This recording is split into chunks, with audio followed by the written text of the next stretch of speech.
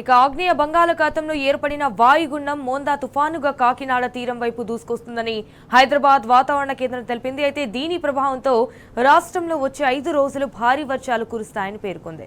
వాయుగుండం ప్రస్తుతం port Blair కు 620 కిలోమీటర్, చెన్నై తూర్పు ఆగ్నేయ దిశగా 780 కిలోమీటర్, విశాఖపట్నానికి దక్షిణ ఆగ్నేయ దిశలో 830 కిలోమీటర్, కాకినాడకు ఆగ్నేయ దిశలో 830 కిలోమీటర్ దూరంలో కేంద్రీకృతమైందని వివరించింది.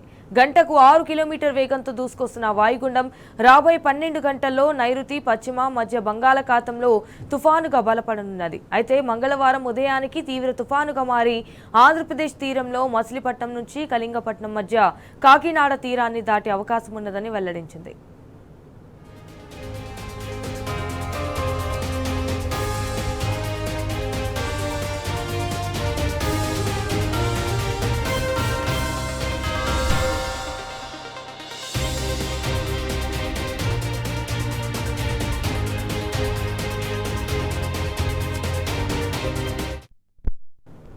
వాయుగుండం తీరం దాటి సమయంలో రాష్ట్రంలోని పలు ప్రాంతాల్లో భారీ నుంచి అతి భారీ వర్షాలు కురిసే అవకాశం ఉంది.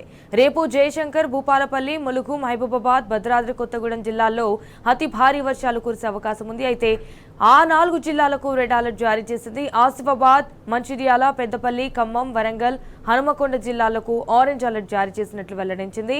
హైదరాబాద్ లో భారీ వర్షాలు కురిసే అవకాశం ఉన్నదని పేర్కొంది. ఇక ఈ నెల 30వ తేదీ తర్వాత వర్షాల తీవ్రత తగ్గుముఖం పట్టే అవకాశం ఉందని కూడా వెల్లడించింది.